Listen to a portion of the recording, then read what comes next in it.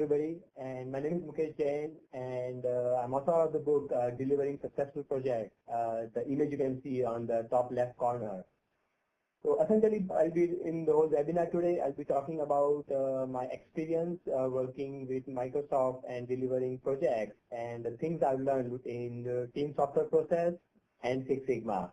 So and also these are things are listed in the book as well. So I'm on slide number 6. Let's start with the current challenges we see in the current industry.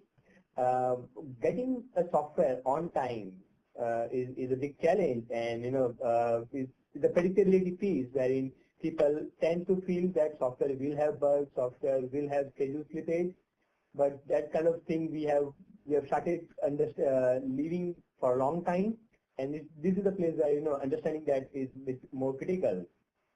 A lot of time we end up doing a lot of estimation, essentially guessing rather than estimation of how much it will take before we know what we are building. And the classic one I've always seen is in a hardware conversation, the management will ask, oh, we have this project and how much it's going to take, and you go, okay, 3 months, 6 months, without understanding what it's going to be building. Project uncertainty is a classic way wherein in the course of the project we see a lot of bugs and a lot of rework does happen during that time frame, and that drives a lot of schedule slippage as well.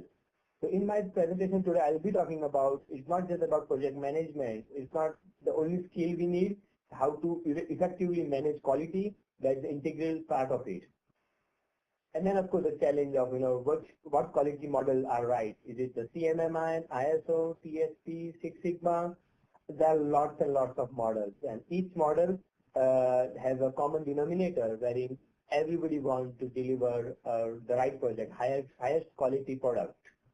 And that's what I'll be giving some examples about how some of the good things of each of these models have helped us build that process end to end. And the myth, whenever we talk about reviews or inspection, people give the feedback, oh, we don't have time to do reviews, or increasing quality will increase cost, or lower productivity. My question to them is, we don't have time to do it right?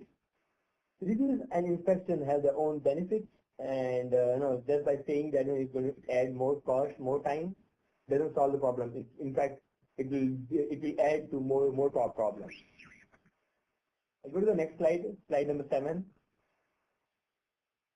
So essentially the key to a successful project are having the right team members, doing good project planning, tracking. Tracking is the key piece because whenever I'd ask my project managers, how are we doing? A typical answer I get is, yeah, we are on track, 95% complete until the last day or until the last week when we say, okay, no, we had to split it by 1 month. And communication. Communication is one of the biggest challenge we have in Microsoft because it's a very big company. Everybody has different priorities, and communication is the only way to make sure we know what each person is doing and communicate any changes or deviation. Some of the success I've seen with this new process is communication related challenges have reduced drastically. And of course, quality. If you deliver it within few days and the quality is bad, the value of the deliverable is not that high. But at the same time, it cannot take forever to deliver a quality product. Having a balance is important. And to sum it up, it's the attitude, positive attitude, making sure that people are excited to work, positive attitude, and they don't come up with just the problem, they come up with a solution, so things like that. So this is what a summation of the learning ahead for any successful project. I'll go to the next slide, slide number 8. So I looked at some of the processes available in the industry. We have ISO, Six Sigma, and a lot of them. And one of the processes which I came across was TSP PSP. This has been developed by Carnegie Mellon University Software Engineering Institute, and the author of this is Mr. Walt Humphrey. He's a great guy. I had the opportunity to work with him closely when I was implementing this in Microsoft. The first one is personal software process. The technical definition of his is the PSP provides specific guidance on how engineers can continually improve their performance based on standard software practices. The beauty about this is it's self-management. The engineers will define their own process, manage their own process. It's about individual excellence. What happens is all the process like I'm not saying like all the team level project or the process level processes, project level processes is essentially the self process. So for example, if I had to write code, if I had to do something, do I have a plan for it for myself? What is the exit criteria for myself? What is the bar of the quality of myself? So essentially it's about the self-discipline and self-process. In this process, the personal software process, or we call it PSP, the engineer is able to estimate their work routinely, and then track against it, and then see, how am I doing with the tracking. For example, if somebody gives you a module to write, do you just start writing or do you estimate? Is it going to be 100 lines of code, 200 lines of code? I bet majority of us will answer, we don't know until we start writing. That's okay, but start with some estimation. Let's say start with 100. And if you do 300 lines of code, that's fine.